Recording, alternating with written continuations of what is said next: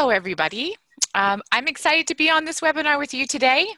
We have two thought leaders in the world of ABCD who are going to be talking about evaluating your asset-based community development efforts.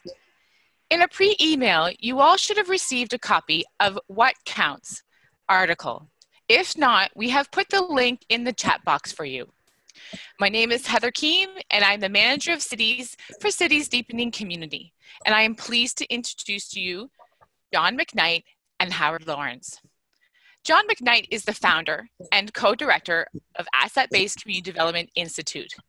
For 3 decades, John has researched social service delivery systems, health policy, community organizations, and neighborhood policy. He is the author of The Careless Society and co-author of Building Communities from the Inside Out and The Abundant Community. I've been following John's work for more than 15 years, and his work has changed the way that I do my community work. Howard is a co-founder of the Abundant Community Initiative with John McKnight and Peter Block. He has consulted on neighborhood health across North America. Howard consulted with the City of Edmonton to spearhead Abundant Community Edmonton, a city-sponsored, citizen-led ABCD neighborhood program, and now does this work full-time in Edmonton's neighborhood services. Howard has a passion for grassroots neighborhood engagement and continues to work collaboratively with ABCD Institute, Tamarack Institute, and others. The work that Howard has done in Edmonton neighborhoods is amazing, and it shows that a large movement can start with one person. I've had so much fun and learned a lot from John and Howard in preparing this webinar. So sit back, turn up the volume, and be prepared to learn and be inspired.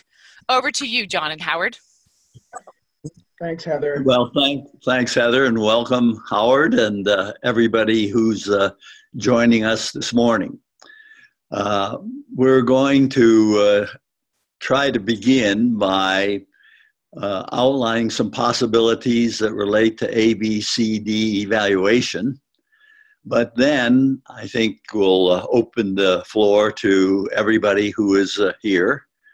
And when we open the floor, I hope that if you have other ideas about evaluation, that you could share them with us, because we're talking about a rather particular way of thinking about evaluation.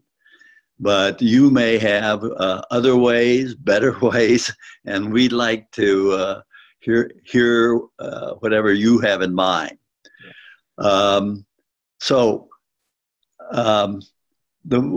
Maybe good to say something as to what we are and are not focused on this morning.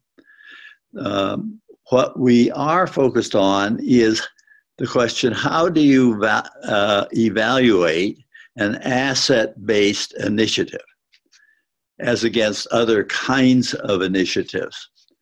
And we are not going to discuss, not that they're not worth discussing, but because we are focused on ABCD, I think it's worth noting that there is a form of evaluation which I think is very much used within ABCD efforts, and it is a process in which local people decide on what they want to do, what are their goals, how would they know whether they'd reach their goals, and figure out on that particular initiative what they need to do to know what the outcomes are.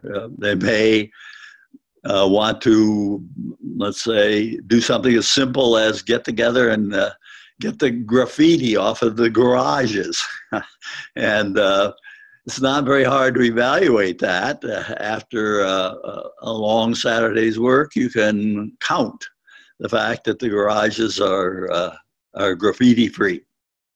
So there is that form of evaluation where it is not necessarily important that you even count something, but it is so simple and so direct that you can do it yourself, and you're satisfying the groups need to know what it is that they have achieved. The second thing that I think we're not particularly focused on today is what I would call scientific evaluation or sociological evaluation. And the reason for that is that in general, most of asset-based work takes place in small groups in relatively small places. And if you really want to use a scientific method in evaluation, at least the traditional method, you have to have a fairly large group and you have to watch what's happening through time. And usually neither of those are necessarily available for local groups. And the cost of doing that kind of evaluation may be more than the cost of the project itself. So those are two forms of evaluation that are significant in their time and place, and we want to recognize them. But the evaluation that we're talking about has to do with an asset-based initiative, and how do you evaluate it? What is it that you can count?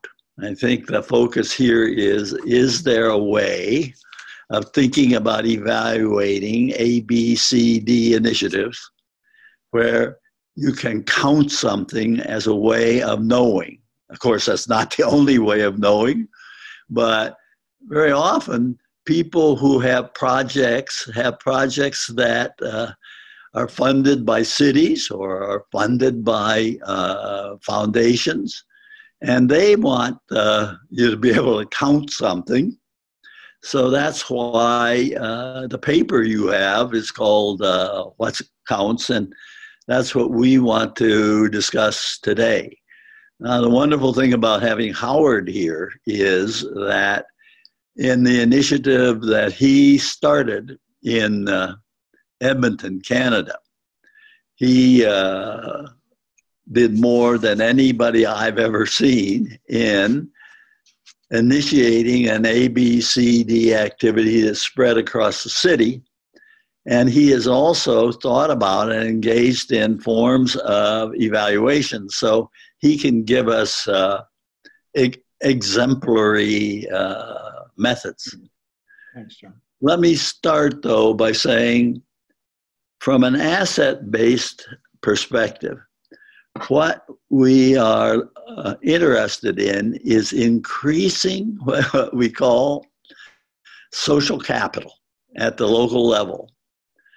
And social capital grows out of people in small groups in a local place coming together and taking on new functions and providing benefits to themselves and to the community.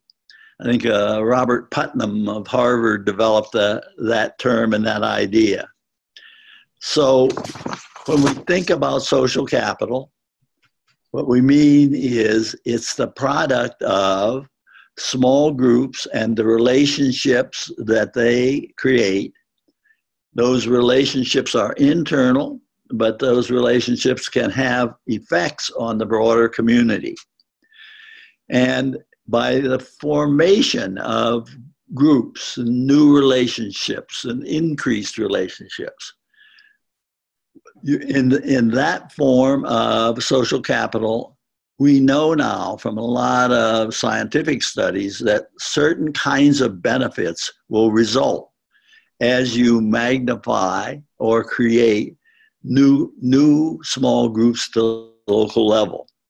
And those benefits include health. If you have more and more of these smaller groups, we would call them associations. In a local level, we know that the health of people will be maintained, promoted, and increased, actually often more than anything a doctor could ever do. And the same is true of mental health. The indicator of people having trouble or moving toward mental illness is that they're isolated. And as you create social capital, you're increasing mental health. Another benefit of putting people together and building those relationships is security. We know that safety and security in a neighborhood is much more the result of the relationships of the people who live there than of whatever the police can do to intervene. Another area where social capital is a great benefit is knowledge. Everybody in the neighborhood has special knowledge, and they have knowledge that can be used and shared with each other, and shared especially with the young people. And we've had a wonderful chance to do a lot of work with groups who are interested in connecting what people know in a neighborhood to young people in that neighborhood. And we also know that through time, you are more likely, if you have a lot of social capital, to have a strong economy. Mm-hmm. All of this relationship building activity provides those benefits, but it provides one underlying benefit that's most important of all, and that's trust. People, as they come together, as they work together, improve their health, their security, their knowledge, but they also are building trust. And trust is the glue that holds communities together. So what we're thinking about in terms of evaluation is there a way of evaluating whether you are creating more social capital? And if you are, then you can say, based on prior research, that we are improving health, and we are improving knowledge, and we're improving security and economy, etc. So that's a brief background as to the categories that we've developed to discuss this morning. So let's start thinking about those. And Howard is our exemplar. John, I want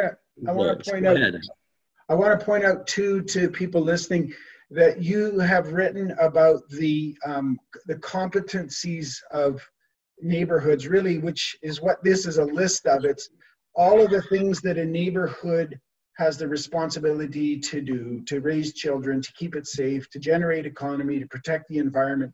Those are neighborhood responsibilities, and measurements of those have taken place in the past. And I think it's good to also mention right now, there's research behind how social connectedness in each one of these areas produces effectiveness. So if we look at the economy, when neighbors are connected, the research has been done that economies grow when people are connected. Now, currently, we're in the middle of an epidemic, a disaster, as it were, and there's lots of research, and particularly by a person named Daniel Aldrich, about disaster preparedness. And Daniel Aldrich demonstrates through evidence-based research that disaster survival and disaster recovery, a primary function in there is the neighboring relationship, or John's just saying social capital. So we could do that research again, but what we're saying is, let's just look at the connections. And we know that the research has been done in a variety of areas. Is once we've established those connections, we'll see these positive outcomes. So it's these connections that we want to look at now. And one way of doing an evaluation is to ask, are we creating connections, new relationships among people? And on our paper, we say there are at least three kinds of connections that you can stimulate or create or facilitate. The first is putting people together one-on-one. And the second is putting people together into new groups of 3, 4, 5 people. And the third is to put people together with existing associations. So those are the three ways you can count how many more one-on-ones you have or how many more people you have in new associations. And Howard has done just wonderful work. So Howard, give us an example of how you do that kind of connecting. Good. So we're trying to produce those things that we're measuring. So let's produce, we in a neighborhood, and we're fundamentally looking at the two kinds of supportive relationships that are so important to human flourishing. We know that family is important. We're not really focusing on that right now. We're focusing on the neighboring relationship. So those who you are in relationship with by virtue of proximity. And we want to add those numbers in our lives so that we promote human flourishing in society. And the second relationship that we're really focusing on is the friendship relationship. And those are relationships of affinity. People for whom you might say, oh, he's such a good friend, we share so much in common. So how do we build those kinds of relationships in a neighborhood? I'm going to step back for a second and just say the neighborhood is a supportive social unit, and because it has a very important function of being supportive, and we're particularly attentive to that in these times, the neighborhood has a responsibility to be supportive to people who, let's just say, are vulnerable or children. So the question then that we've raised is, okay, we need to define or speak about the size of the neighborhood or the scale of the neighborhood. So in Edmonton, we have a long history of neighboring, and we can discuss the scale of our neighborhoods. A book, if you want to make a note that speaks to something like this, would be a new book by Emily Tallon called Neighborhoods. And she describes, and we would affirm, the everyday neighborhood. So its size is approximately, let's say, 2,000 to 3,000 residents, 1,000 homes. So within that, how do we build the neighboring relationship? Well, what we have done is we have said, is it possible to identify a person on each block that could act as the connector for that block? And this is spoken about in John and Peter's book, The Abundant Community. John and Peter talk about how a couple of individuals on a block could initiate going and speaking with the rest of the block or some other neighbors. And we would say that a block is about around 20 individuals. It could be a building floor or a cul-de-sac, but we use the word block. So can we find somebody on that block, one or two, to initiate these conversations?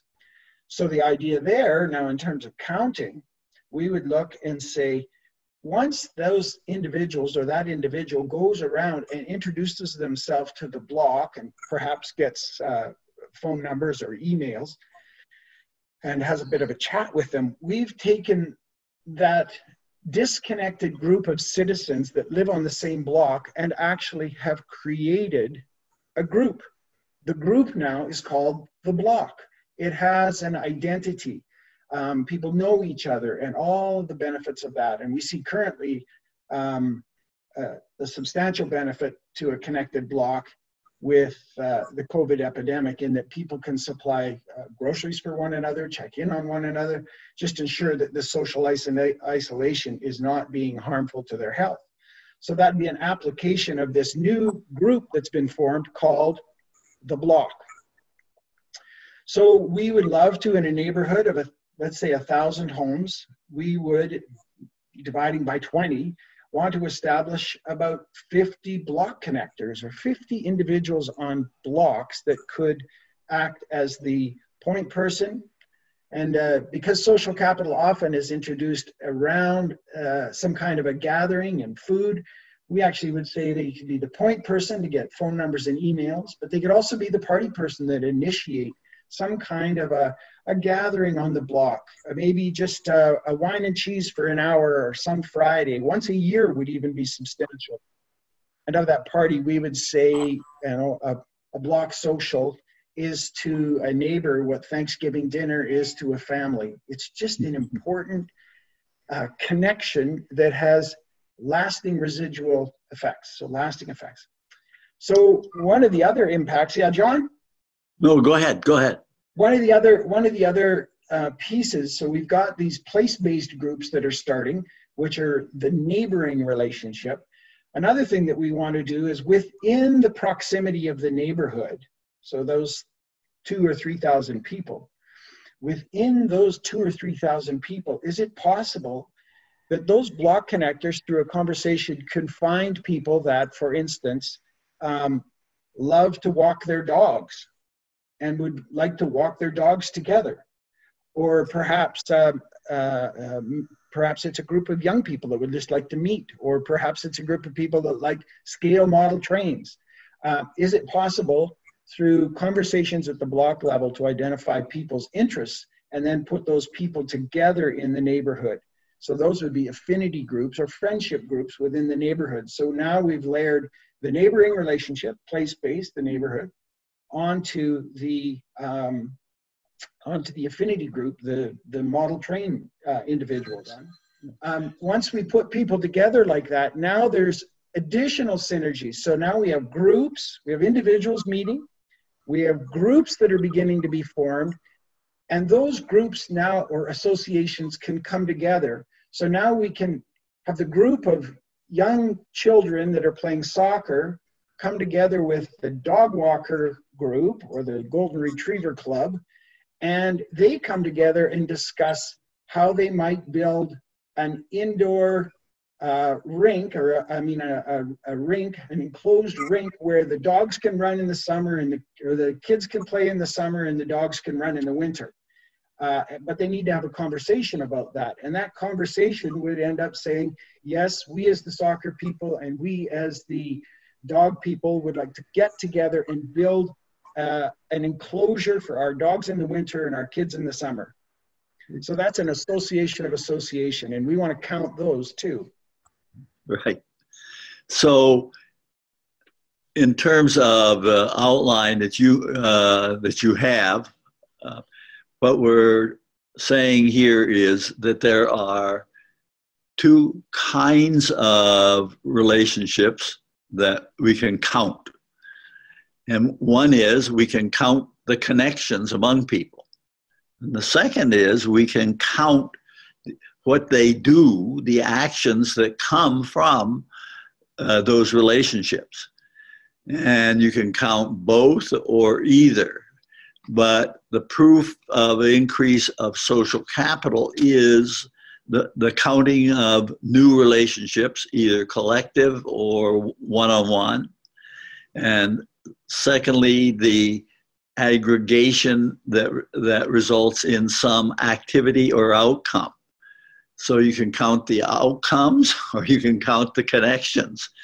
And the wonderful thing about what Howard has done is that he has on every block a person who is the labeled connector. And that person is right on the spot, and that person can do the counting if that counting is important to you. So that in Edmonton, on every block, you have the person who knows how many new relationships have we stimulated, what came of those relationships. And so that's the basic information you need for an evaluation of the growth of social capital and public outcomes that benefit the whole community as a result of that. So those are the first two things that we think you can count. The third thing you can count is whether or not, as social capital grows, as there are more and more associations, groups, and connections, you can count whether or not people's attitudes about their place and their lives have begun to change. Whether or not they begin to think less about I and more about we. That you could go on a block and knock on a door and say to somebody, can you tell me how people here do things? What do you do on your block? And they could answer the question. And so the answer to that question shows that the attitude has manifested itself. But you can measure attitude shifts, what happened before we had the connection, what happened after. And Howard, you've got a nice method that you use in doing that. Can you tell us about it? Yeah, sure. And again, it's in the paper that John wrote about measurement, and it's under number 3, attitude change. And there's much to say about attitude change when we begin to build social capital in a neighborhood. And I think it might be typified by this wonderful image of neighbors waving at each other or talking to each other on the sidewalks. A healthy neighborhood, I think Jane Jacobs' point, looked at the neighborhood, the sidewalks are the hallways of the neighborhood. So it's just these beautiful, positive relationships that people feel like they can have. They don't look down, they look up. So the thing that we can use to measure that is an instrument that's been used for a long time called the Sense of Community Index. And it's David Chavez has used this, and it originated in neighborhoods, I think in New York neighborhoods, where they were measuring the change over time by certain inputs in people's feelings around trust, attitudes around belonging and participation. And that's the Sense of Community Index. And there's a number of those indexes. There's one that's used at the block level. There's Sense of Community Index number 1, Sense of Community Index number 2. So you just can look online and see those for sure. And those measure elements like John has mentioned already. Do you feel like you belong? Do you have a sense of that you're influencing things, that you're actually participating and contributing? Do you believe that you're meeting people's needs and that people understand your needs? And then finally, do you have a shared emotional connection? Are you, is this assisting you as a human in flourishing by knowing you're connected to others? Another study or look at this same kind of thing could be called ambient neighboring.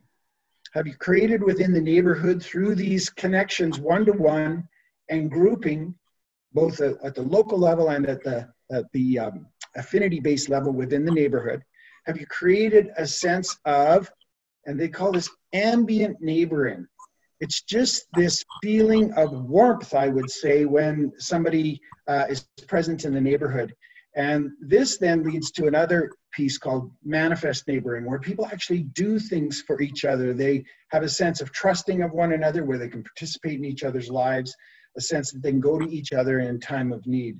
So these Sense of Community Index is something that we as the City of Edmonton are using. We've written it into our 2050 plan, and we're looking forward to baselining it and then retesting in neighborhoods. We've done some preliminary work in this, but we need to drill down and do it at the multiple levels, block, neighborhood, and ward levels, because of course our city council and our city staff are interested in the larger metrics as well. And Heather, are you with us? She is. I am. Are you going to make available to everybody who's listening a copy of the Sense of Community Index?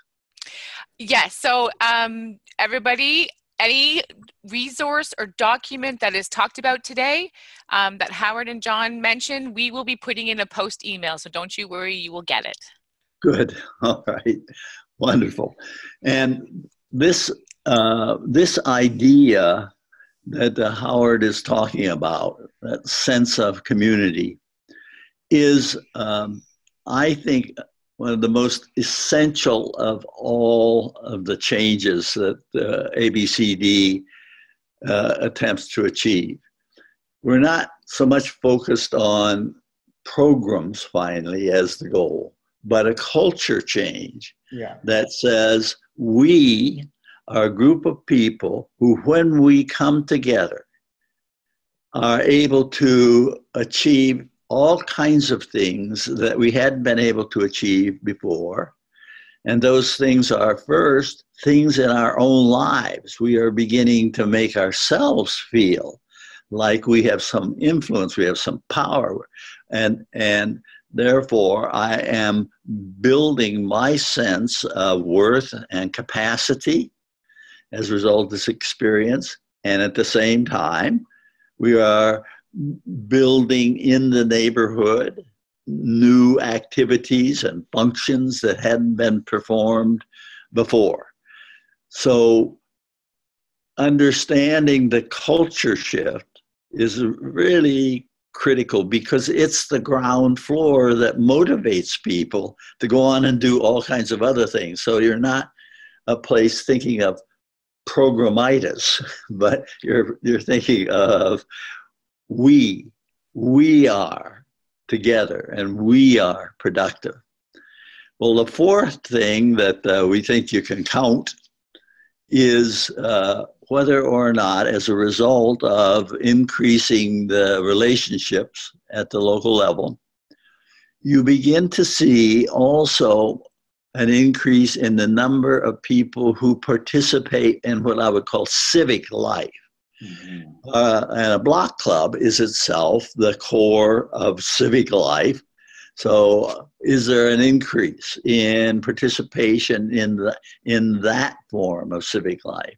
But also, do people begin to appear more commonly at city council meetings, or in a willingness to join committees that the city may be seeking that would benefit things? So can you see a relationship between the building of this culture of reciprocity in the local community manifests itself in people seeing the larger society and participating in aspects of the larger society? And we think there are ways that you can begin to count that. We first thought of it because a city council woman in a city where relationship building was really growing at the local level said, all of a sudden we began to see people coming to our city council meetings. We used to have 4 or 5 people. Now we have 20 because they see us as being a part of them. And as they work together, they see times when they want us to come and join them rather than they come and introduce a program to us. So at any rate, you can also count the increase in participation in manifestations of civic life. So those are the 4 countables that we think sort of go with an ABCD approach. So I think, Howard, you have any other thought before we open up to whoever's listening in? Yeah, John, I'm seeing lots of good questions come in, and I can even maybe think about one. This increase in participation, I think of an issue that comes up in most neighborhoods, which is safety, and the work of Robert Sampson's work on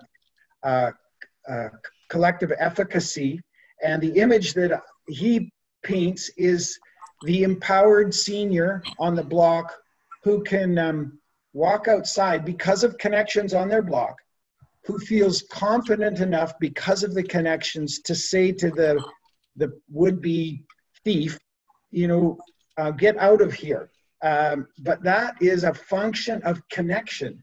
If that person that senior wasn't connected and felt that they were supported, they wouldn't have the power to step in and create safety and security in the neighborhood. Colleague Peter Block said, the outcome isn't to be kind. We don't want to have kind neighborhoods, but we want to create neighborhoods that call forth kindness. And that, I think, happens when we establish trust and connection in a neighborhood.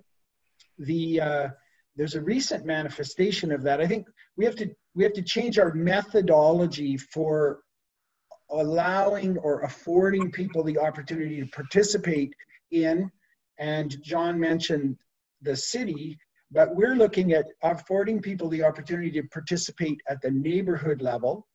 And we would see people that increasing, but we also have to be mindful, and this is the great thing about our asset inventories, is that we're asking people, how would you like to participate? So we establish a sense of trust, and we acknowledge them. We particularize these no-named individuals of a neighborhood by acknowledging their name and what they bring to life, the life of the neighborhood. And then we give them an avenue, oftentimes through groups, to express this gift.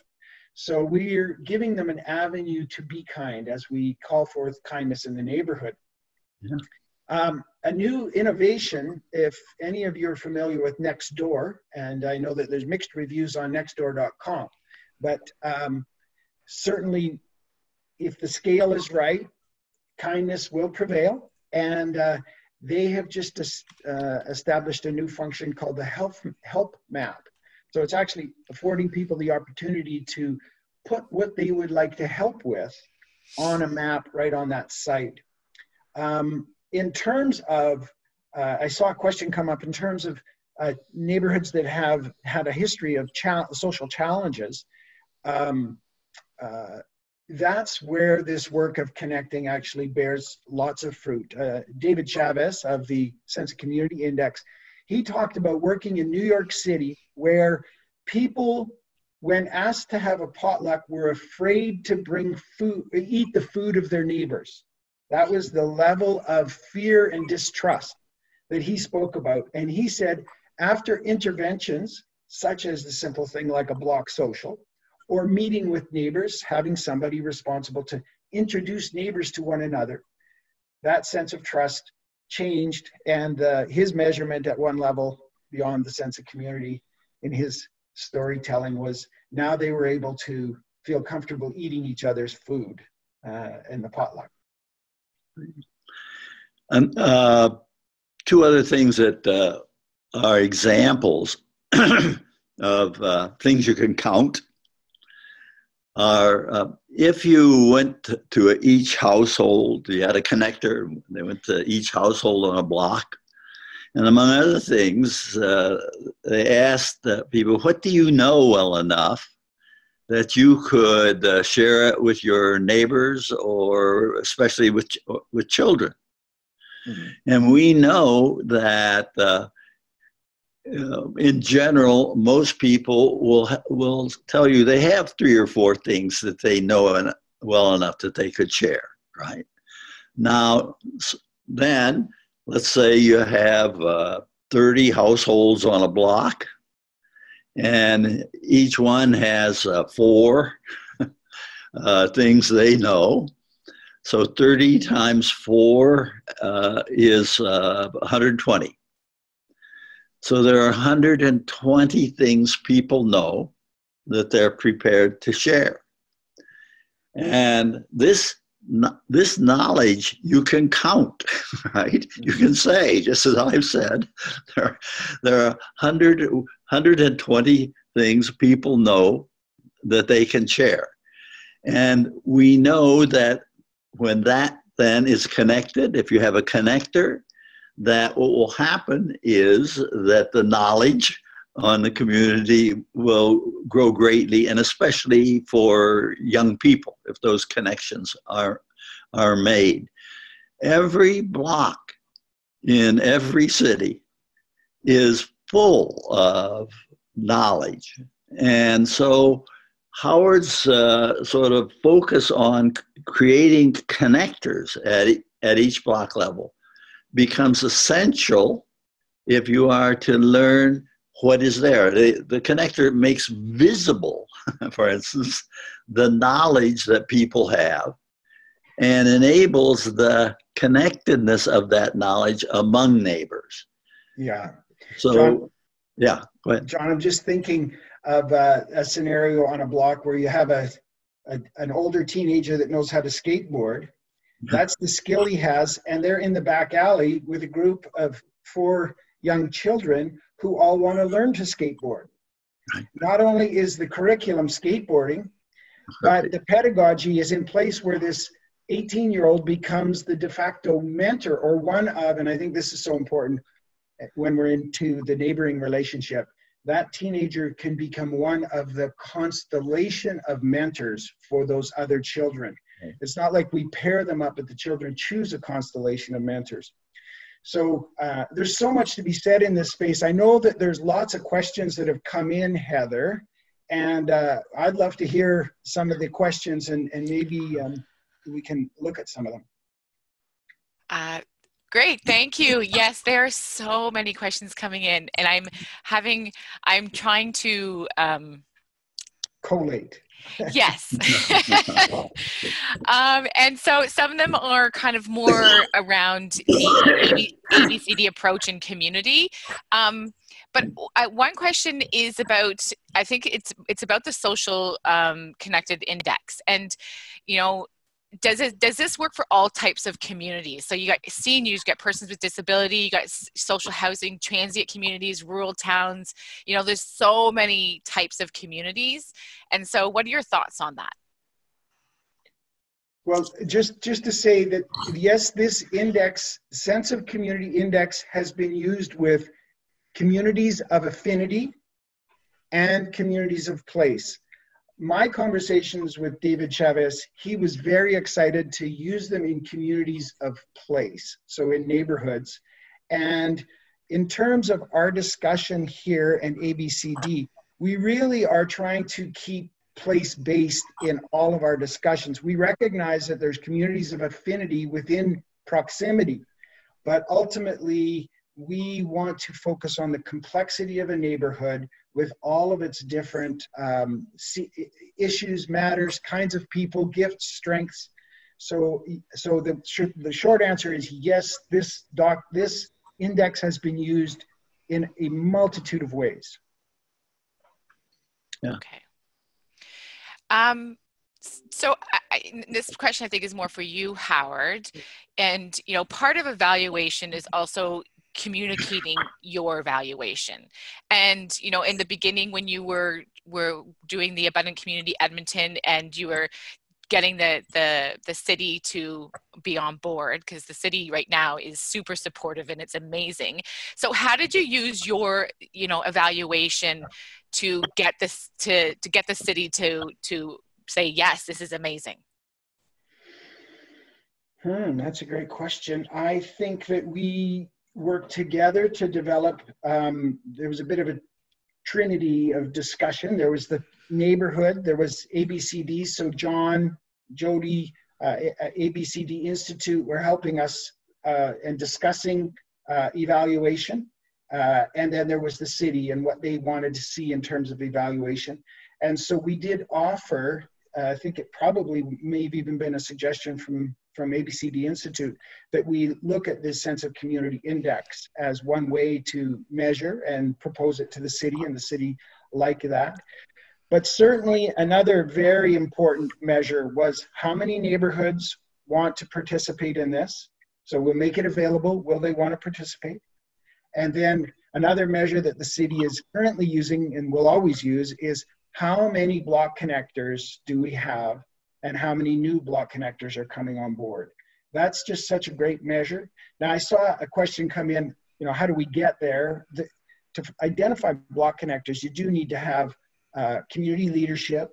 You need to have a support team to identify and encourage block connectors. We even find neighborhood connectors, so we can count those things as well. So can we count the number of neighborhood connectors, the number of neighborhood leaderships that have said yes, and then ultimately the number of block connectors. So those are all things we agreed upon with the city. So there's a kind of a bouquet of measurements that we're using.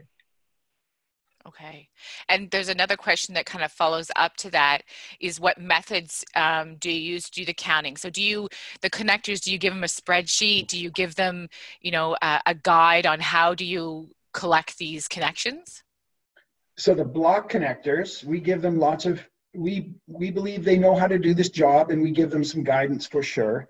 But people know how to knock on doors and say hi to their neighbor, or they know how, we don't even say knock on doors, we say how to be present on the block, whether that is knocking on doors or just visiting when they're either shoveling snow or or mowing the lawn. We give them guidance on how to connect with their neighbors, and we give them support with connecting activities like block socials. And we know their fears and whatnot. So yeah, we give them guidance in that. And then, you know, qualitatively, how good was their party? How many people participated? How rich is the texture on the block? Those are more difficult things to measure, but we can measure, do we have a block connector? We could also measure, have you engaged every neighbor on your block? Again, we certainly work in that space. We don't necessarily measure that.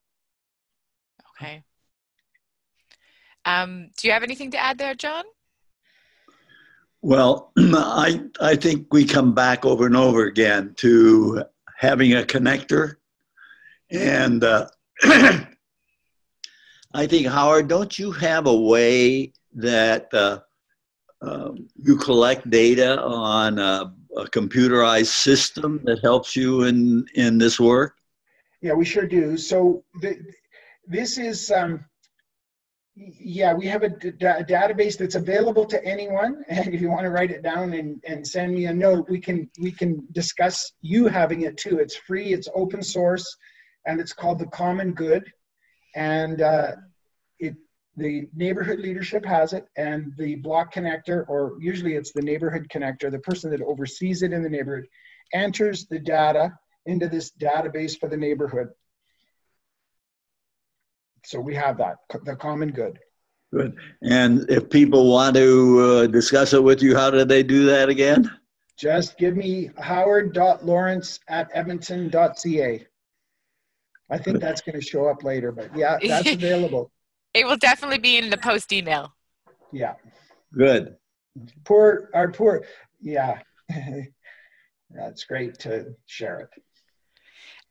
There's a lot more questions around, like there's a lot of questions about maintaining the sense of community in those diverse types of communities. So, you know, Howard and John, in your experience in doing the ABCD work and, you know, thinking about the evaluations and stuff, how do you see it working in, you know, a lower income neighborhood, and, you know, the seniors? There's still more questions coming in about that, so I'm trying to think. I'm thinking that we're probably not answering the question right. Yeah. Well, let me say about low-income neighborhoods, and I speak here more about U.S. cities than I am about Canadian cities. You have to decide whether this is true as well. But the interesting thing here is that if you think about associations, clubs, groups as being the manifestation of social capital and all its benefits, in general, we have found that lower income communities have more of those than newly formed suburban communities. And the reason, I think, is that in general, people in inner cities, or people who have less money than the rest of the people, are more dependent on each other than people who are in suburbs and have good incomes and think that they can buy anything they want. They don't need to be connected to their neighbor. So if you go to our website, which is abcdinstitute.org, and you look at our publications, we have several about capacity inventories and associational inventories. And they are generally done in lower income neighborhoods, and you can see how rich they are. I think it's maybe a deficit orientation to say, well, what's these lower income communities, they don't have this kind of resource. They do. They probably have more per capita than people in suburban neighborhoods who tend to relate mainly just through schools. So I think that the assumption of the problem place of low income leads us to a deficit orientation, and it's going to be helpful. So the real question about the neighborhood is, can we identify the associations? Can we have connectors? Can we get more people into relationship in all kinds of associations? Can we get ourselves viable and vibrant block clubs?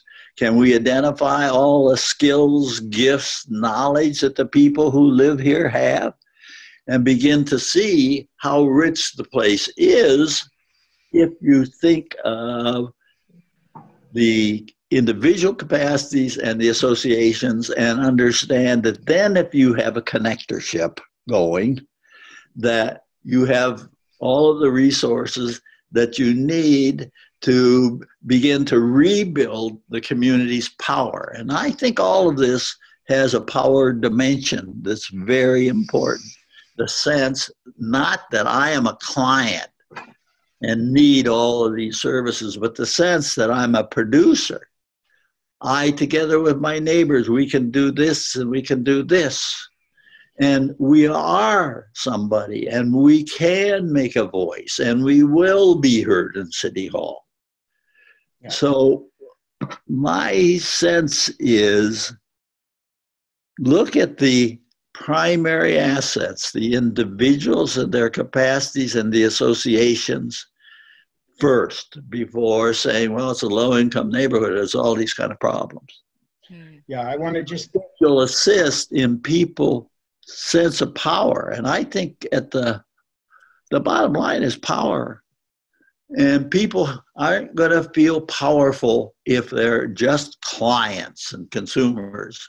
Client comes from a Greek root, the letters C-L-I, right? It means on your back, non-ambulatory. So we don't want to have more and more say we're going to respond to these low-income neighborhoods with more and more services. What we need to do is have a new form of community organizer worker, which is like Howard, who are saying, look at what we have and what we can do to be productive, not to be consumer. I don't do anything when I ate dinner. A bunch of farmers did something. Right. And so what we're really moving to is the power of being productive when we work together and get all the benefits of social capital and begin to have a voice that can be heard. And the fundamental capacity that we're looking at here, so we want to ask some would call them low-income neighborhoods. I was in a neighborhood, and this resident called it, I live in a complex neighborhood. So that's how he defined it. But the question to him, and he was completely confident as the neighborhood connector, was, what are the capacities of your people to connect? That's really what we're looking for. Do you have strength of connecting? And he would say, and we've certainly, it's borne out many, many times, that new Canadians are oftentimes fabulous connectors. They have a recent history of being good at connecting. They actually come from a place that was rich in connecting strategies and connecting dependencies. So I think that the question, about the kind of neighborhood that you come from, I think there's other limiting factors. I think, it's obviously very difficult to create connections or launch connections inside of a building that has doors like an apartment. It's harder to get in. We're going to have to do some creative work. It may be more difficult in a neighborhood that has front door garages. We're going to have to do some creative work to identify connectors in those places. So the physical layout and the built form will definitely definitely contribute to how good or difficult or easy this is. But back to where we started with this, when John looked at the economy, safety, child well-being, the care for the environment, all the compelling responsibilities that neighborhoods have, those are the why we're doing this. How we've established is through creating person-to-person connections. How that works, hey, just the why is so compelling that we will look for any how to get it done. And we're just offering from a community of practitioners at the neighborhood level some of the best hows to do this. And really, I want to be clear that I'm reporting on their hows. This is how they're building competent, healthy communities. This is their way, and they're focusing on this block level connector. And we have a Canadian example of working in a community that is an amazing community right on the lake. They have 2.5 pages of gifts, assets, and skills to contribute, and they just so happen to be a low-income housing. And I say just so happen to be because that's the last thing we talked about. And this community has realized that they have what they need, and they recognize that, yeah, they've got a lot more things going on, complexity in their life, but when it comes down to an individual and their gifts and their assets and what I can contribute to my community, this community is, I'm just so blessed and honored to know them, because now they're taking charge and they're changing the way that the community has been defined for them, and they're defining their community. And so if you want, anyone's interested in that, I'd love to talk to you more about it and connect you with that community, because they are just amazing. I'm looking at the time, and I just wanted to, there's a question here that I thought would be a great way to kind of sum this up. Considering we're in a pandemic, Howard, how are the connectors in each of the neighborhoods helping to build the sense of community and, you know, keeping that socialness when we're supposed to be physically distancing away? Yeah, that's a great question. So we're seeing an outpouring of neighbors, whether they're ABCD neighborhoods or not. And as Jody and John have always said, ABCD just happens and we report on it. It's neighbors taking responsibility for their own neighborhoods and for the health of each other. Some of the manifestations that you've probably seen too are somebody dropping notes off to their block. I think most people have seen some form of that note dropping off. Which is wonderful, and we're seeing that. So now, what are the best notes to drop off is the question, and what's the best process for dropping off notes? So we've had so many different comments on how to connect up with your neighbor if you haven't already. Now, obviously, a connected neighborhood should be sharing what we would call a phone tree or an email tree already. That's where we want to be in all our neighborhoods. When the next pandemic hits, let's have every block connected by then. Let's be able to count hundreds of thousands of block connectors in our cities, knowing that those blocks are covered off. We don't have that now. Let's get there. How do we get there? We can use this opportunity. People are actually saying, for instance, put a note in the mailbox, knock on the door, step back, and introduce yourself to the neighbor. And in Alberta, at least, we can say our Alberta Safety Response or Emergency Response Department has said we should know each other as neighbors. You could say that to your neighbor. I'm here to collect your phone number or email if you'd like it, so that we can be in touch to support each other through this pandemic. So we're in the midst in Edmonton of a community of practice discussing the best practices for doing this. Not that we don't reiterate or iterate to them ABCD principles in the meantime. For instance, we don't go to blocks even and say, I'm here to help you. What do you need? We actually nuance that to say, why don't we just say, we're here to be helpful to each other, right? So we don't put the needy and the needy on a list. Everybody's here to help, and de facto, everyone is also here to receive benefit from the other neighbors. Hope that's an okay answer. So I'm just recognizing the time. Thank you so much. I just want to leave you all with one thing that John McKnight said, and I think it's really pivotal and key to all this work, is trust, and that this work moves at the speed of trust. So just keep that in mind. Do you want to go to the next slide there, Hannah? Just in terms of this times where I'm using the words physical distance, not social distance, in the times that we have physical distance and, you know, we are working from home and some of us have a little bit more time on our hands.